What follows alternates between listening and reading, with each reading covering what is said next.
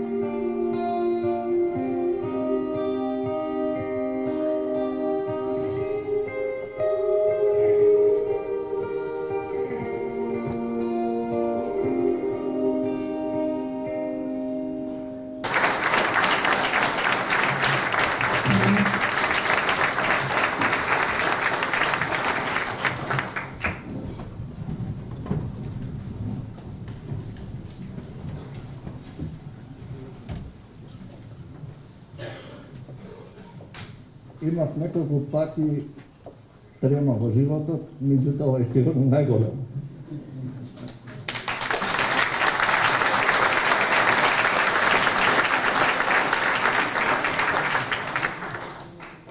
Почитуван премиер, почитуван народен правобранител, градоначалници, почитувани пријатели, другари, роднини. Се обидов денеска да пишувам, ама не одеше. Затоа во неколку реченици само ќе се обидам да го искажам моето видување во врска со наставата. Не треба да зборувам за инспирацијата зошто ја напишав оваа книга. Што ме натера да ја напишам книгата, верувам ви е јасно, поводот е повеќе од очигледно.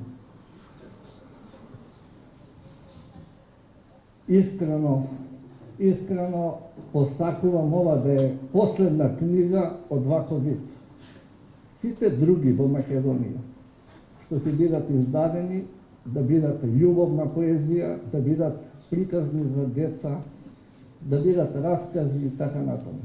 Ова нека биде последна, а јас да бидам последниот кому неправедно му било судено. Бесен, згрозен, немоќен, пишував, како што кажа претходно и Симиша, на кутии од цигари, на било какви парчиња хартија, се што ќе ми дојдеше при рака. Бележав, запишував. Бев и не бев свесен колку им пречам со моите пишувања своевремено. Кога наврата ни доаѓаа полицајци, онака без причина, да прашаат само дали Кежаровски живее тука или не живее. Во неколку наврати сопругата јасно ми даваше до знање дека ќе ме затворат.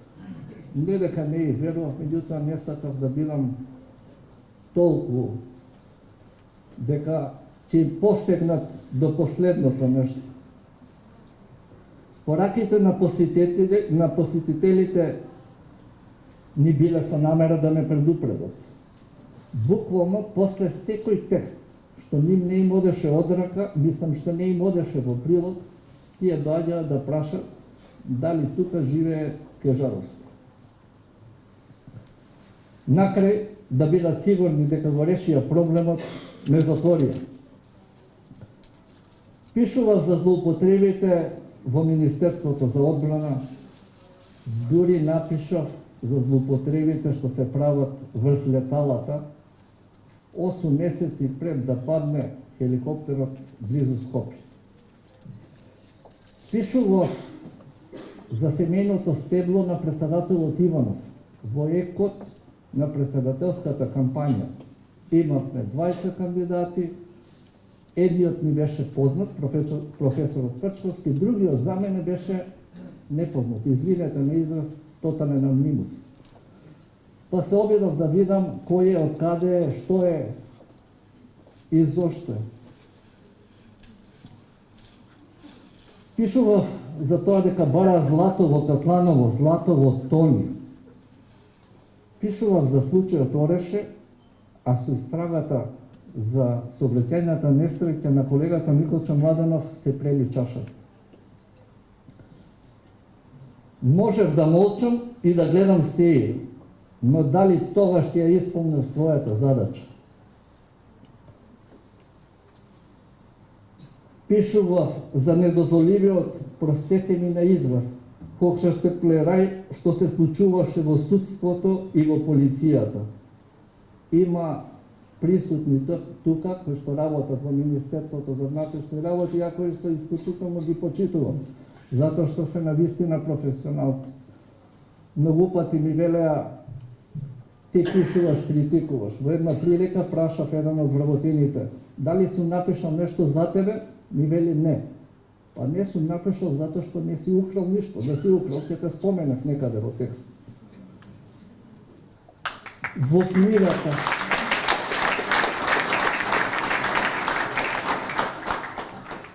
книгата ќе прочитате зошто бев затворен. Пишував за нивните гласотелаци. Не бев затворен за Ореш. Со 5-6 текстови, дури и повеќе, буквално им брцна во око. А не смеев. Или они така мислеа дека не смеев.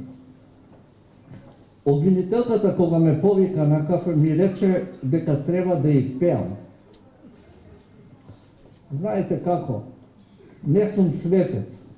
Знам да погрешам, меѓутоа кога ќе погрешам, знам да се извинам. Дека сум погрешил, дека сум сторил нешто што можеби не требало или... Меѓутоа, не сакам да лажам. И во ниту еден момент, ниту неа не ја излажав. И реков дека од 10-та година моја свирам армоника, меѓутоа пусто пеењето не ми одеше затоа што не ги фаќа високите тонови и не може.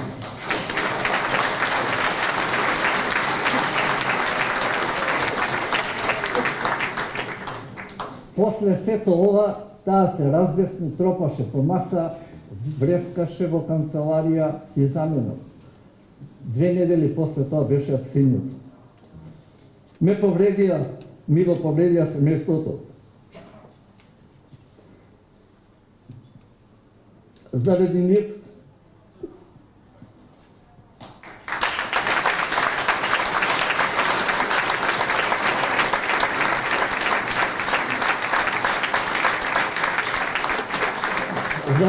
загубивме близок член на семејството.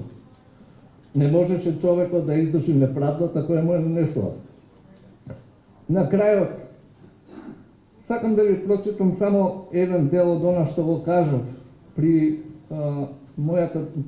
давањето, нели, на почетокот на судењето, како обвинет има право на исказ. Не сум ноторен криминалец, туку новинар, чија примарна должност е да информира јавноста и да трага по вистината и ништо повеќе. Кога и да прашате, кој бил од колегите поранешни и сегашни ќе ви потврди дека фасцинантно си ја сакам професијата. Случајот Ореше требаше да ја открие сета гнилост во институциите. Никому не сум му се заканувал, не сум рекетирал, никого не вршам насилство. Сакав ама ми се чини не успеав да го исчистам сметот создаден со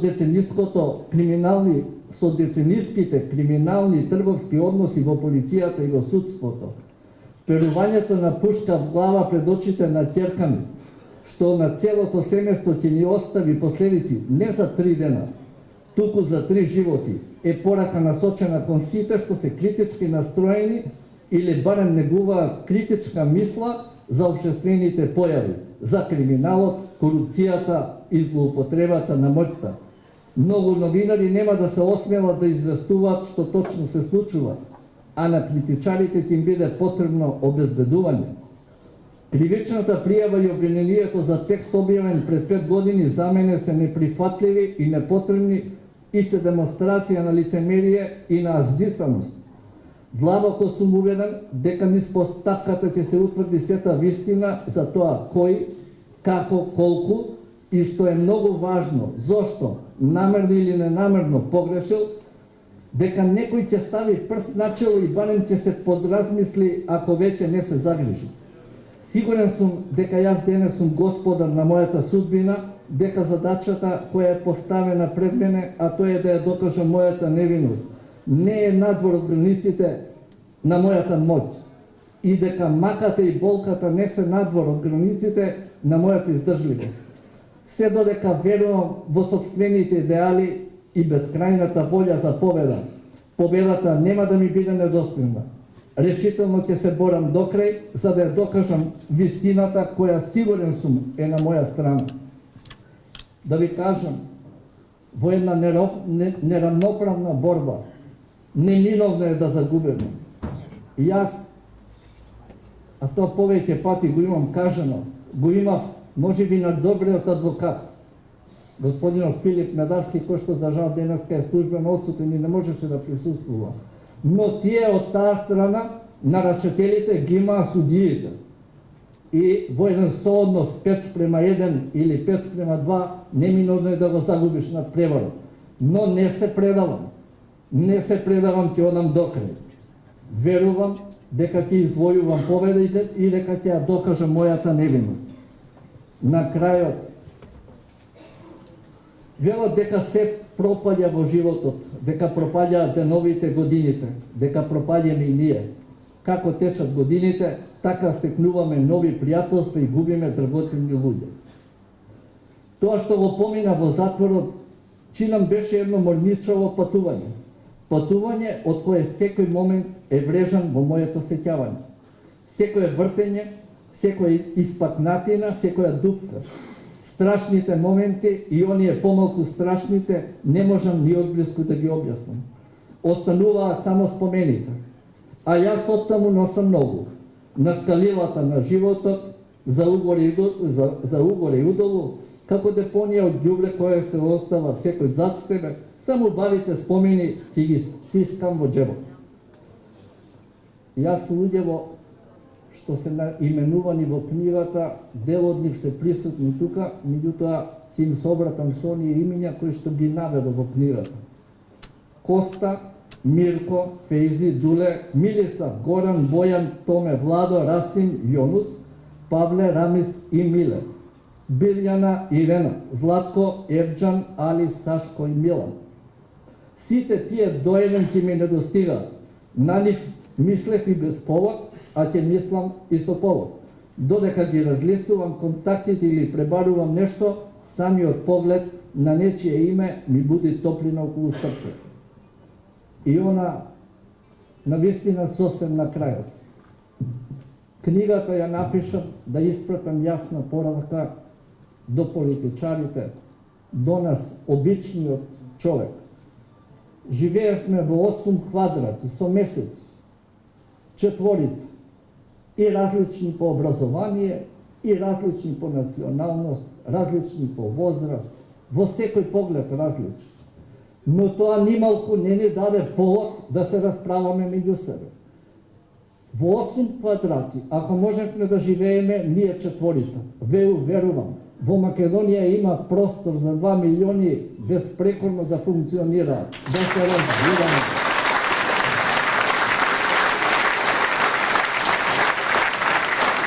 и јас сум Томислав Кежаровски. Во овој миг Томислав Кежаровски е најпознатиот македонски новинар и истражувач вон границите на Република Македонија. Кога во 2013 година Основниот суд од Скопје го осуди на 4,5-годишна затворска казна за тек објавен пред 5 години, светските медиуми, како Париски Le Monde, Libération, Фигаро, Лондонски Гардијан, Белгискиот Либе, Германскиот Дојче Веле, беа се префасени од такиот вердикт.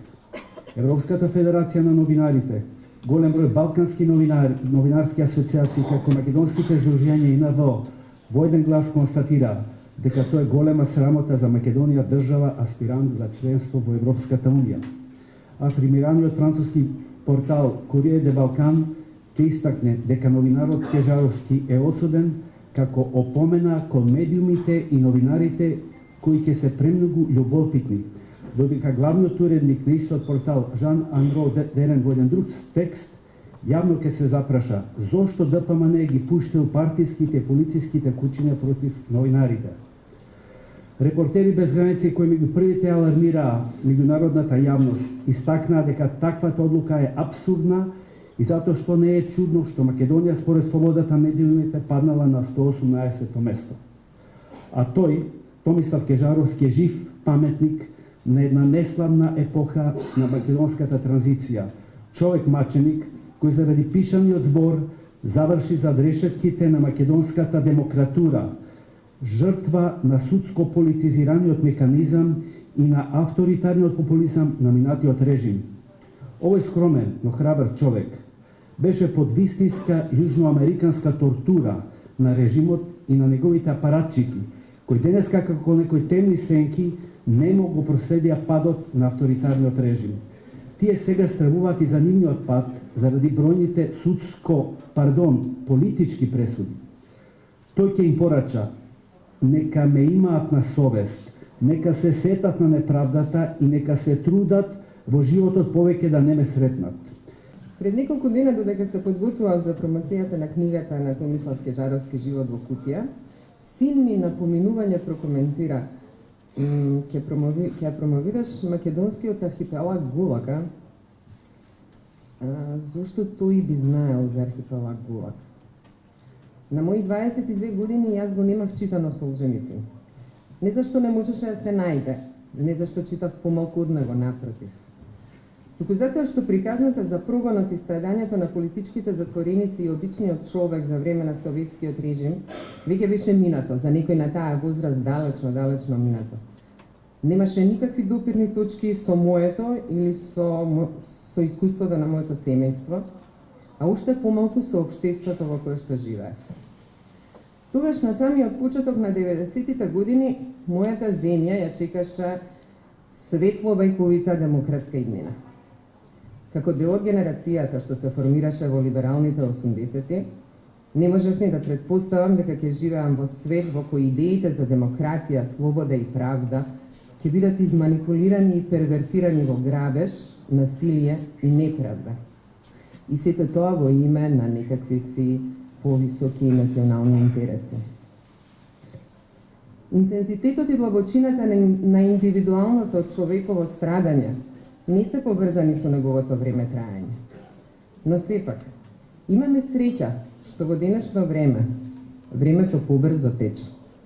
Па така за само четврт век доживеавме распаѓање на цел еден систем на вредности, дочекавме раѓање на еден класичен режим, го преживеавме неговиот зенит и потполна материализација во сите пори на нашето општество, го дочекавме и неговиот пат.